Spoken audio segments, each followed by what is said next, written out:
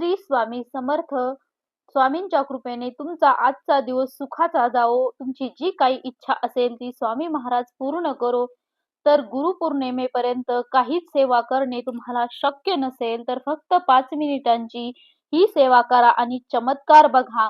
मार्ग हा नक्कीच मिळतो. गुरुमाऊलींनी सांगितलेली सेवा जर तुम्ही केली, हा व्हिडिओ बघत असाल तर नक्कीच तुमच्या मनात एक घालमेल चाललेली असेल की गुरुपौर्णिमा आता अगदी जवळ येऊन आलेली आहे आणि माझ्याकडून काहीच सेवा झाली नाही, मला वेळच मिळाला नाही, कसं करू, आता फार उशीर झाला.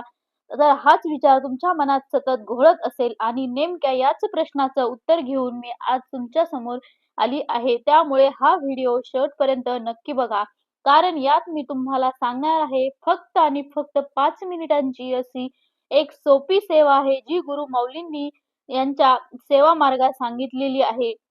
विश्वास ठेवा, ही 5 मिनिटं सुद्धा तुमचं आयुष्य बदलून टाकू शकतात. तर श्री स्वामी समर्थ. श्री गुरुदेव दत्त. आज आपण खूप जिव्हाळ्याच्या विषयावर बोलणार आहोत, कारण गुरुपौर्णिमा जवळ आली की प्रत्येक स्वामी भक्तांच्या मनात एक हुरहुर लागलेली असते. आपण काहीतरी विशेष करावं, गुरुचरणी काहीतरी सेवा अर्पण करावी. पण रोजची धावपळ, नोकरी, संसार, मुलांची जबाबदारी या सगळ्यात सेवा करायला वेळच मिळत नाही आणि मनात एक अपराधीपणाची भावना निर्माण होते. आपण गुरुपौर्णिमा आली तरीही काहीच सेवा केली नाही असं वाटायला लागतं.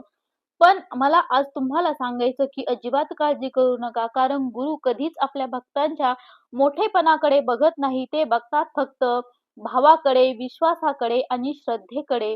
गुरुपौर्णिमा म्हणजे नुसता एक सण नाही, ही आहे तत्वाप्रती कृतज्ञता व्यक्त करण्याची सगळ्यात मोठी संधी. आपल्या संत परंपरेने नेहमी सांगितलेलं आहे की गुरुशिवाय ज्ञान नाही, गुरुशिवाय मुक्ती नाही. श्रीपाद श्री वल्लभ श्री नृसिंह सरस्वती श्री स्वामी समर्थ महाराज या दत्तात्रेयांच्या पवित्र परंपरेतून पुढे गुरुमाऊलींनी ही सेवेची वाट अगदी सामान्य माणसासाठी सोपी करून दिली आहे. त्यांनी नेहमी सांगितलं की भक्ती ही मोठमोठ्या विधीमध्ये अडकलेली नाही, ती सामान्य माणसांच्या रोजच्या आयुष्यात सहज सामावली गेली पाहिजे. आणि म्हणूनच आज मी तुम्हाला सांगणार आहे फक्त 5 मिनिटांची सेवा नेमकी कोणती आहे. ही सेवा अजिबात अवघड नाही, कोणालाही कुठेही कधीही करता येईल अशी अगदी साधी सोपी सेवा आहे. चला तर मग बघूया. पहिला टप्पा म्हणजे 1 मिनिट शांत बसा. तुमच्या घरातल्या देवघरासमोर किंवा घरातल्या कुठल्याही शांत जागी 1 मिनिट डोळे मिटून बसायचं आहे. दिवसभराचे विचार, ताणतणाव सगळं बाजूला ठेवायचं आहे. मन थोडं स्थिर होऊ द्यायचं आहे आणि 1 मिनिट फक्त स्वतःसाठी आणि गुरुचरणासाठी द्या. दुसरा टप्पा म्हणजे 3 मिनिट श्री स्वामी समर्थ या नामाचा जप करायचा आहे. या सेवा मार्गात नामस्मरणाला अनन्यसाधारण महत्त्व दिलं आहे. रोज हजारो सेवेकरी मोठमोठ्या माळा ओढून हे नाम घेतात. पण तुम्हाला जर एवढा वेळ नसेल तरीही हरकत नाही. फक्त 3 मिनिटे मनापासून हे नाम घ्या. तोंडाने घेता आलं तर उत्तम, नाहीतर अगदी मनातल्या मनात सुद्धा हे नाम घेतलं तर चालेल. कारण गुरु माऊली नेहमी सांगतात की नाम कसं घेतलं पाहिजे यापेक्षा किती मनापासून घेतलं हे जास्त महत्वाचं आहे. आणि तिसरा टप्पा म्हणजे शेवटचं 1 मिनिट कृतज्ञता आणि प्रार्थनेसाठी द्या. या 1 मिनिटात गुरु माऊलींचे आणि स्वामी महाराजांचे मनापासून आभार माना. तुमच्या आयुष्यात जे जे चांगलं घडलं आहे त्याबद्दल कृतज्ञता व्यक्त करा आणि मनातल्या मनात एकच साधी प्रार्थना करा. गुरु माऊली मला योग्य मार्ग दाखवा. बस एवढंच ना. मोठं विधी ना खर्च ना कुठल्या वेळेचं बंधन, फक्त 5 मिनिटं आणि खरी श्रद्धा.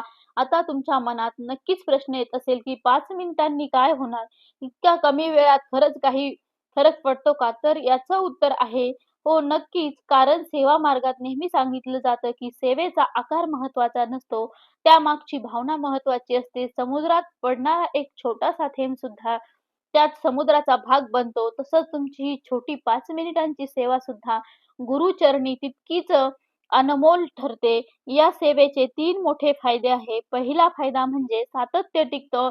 मोठी सेवा करायला गेलं की काही दिवसांनी कंटाळ येतो, पण 5 मिनिटांची ही सेवा रोज करणं अगदी सोपं होऊन जातं आणि सातत्य हीच खरी शक्ती आहे. दुसरा फायदा म्हणजे मनशांती मिळते. दिवसातून फक्त 5 मिनिटे जरी तुम्ही स्वतःसाठी गुरुचरणी शांत बसलात तरी उरलेल्या 23 तास 55 मिनिटावर याचा खूप सकारात्मक परिणाम होतो. आणि तिसरा फायदा म्हणजे हळू मार्ग सुचायला लागतो.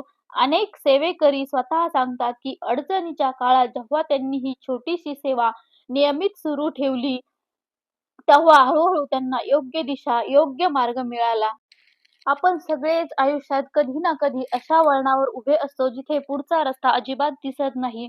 नोकरीतील अडचण असेल, घरातील ताण असेल, आरोग्याची चिंता असेल, मन पूर्णपणे गोंधळलेलं असतं. अशा वेळी मोठी सेवा करायचा, मोठा नवस करायचं बळ सुद्धा राहत नाही आणि नेमकं याच क्षणी गुरु माऊलींनी यांची शिकवण आहे की आपल्या कामी येते. ते नेहमी सांगतात, "जे जमेल तेवढं करा, पण करत राहा, थांबू नका." अनेक सेवेकरी सत्संगात आवर्जून सांगतात, की जेव्हा त्यांना कुठलीही मोठी अपेक्षा न ठेवता फक्त श्रद्धेने ही 5 मिनिटांची सेवा सुरू ठेवली, तेव्हा हळू त्यांच्या मनातील गोंधळ कमी होत गेला. निर्णय घेणं सोपं वाटू लागलं आणि योग्य वेळी योग्य माणसं, योग्य संधी आपोआप समोर येत गेल्या. याला आपण चमत्कार म्हणू शकतो किंवा असंही म्हणता येईल, की मनशांतीतून माणसाला स्पष्टता मिळते आणि त्याच स्पष्टतेतूनच खरा मार्ग सापडतो. गुरु माऊली सांगतात, की स्वामी कधीच आपल्या भक्ताला अर्ध्या रस्त्यात एकटं सोडत नाही. फक्त आपली श्रद्धा आणि आपलं सातत्य टिकून ठेवायचं.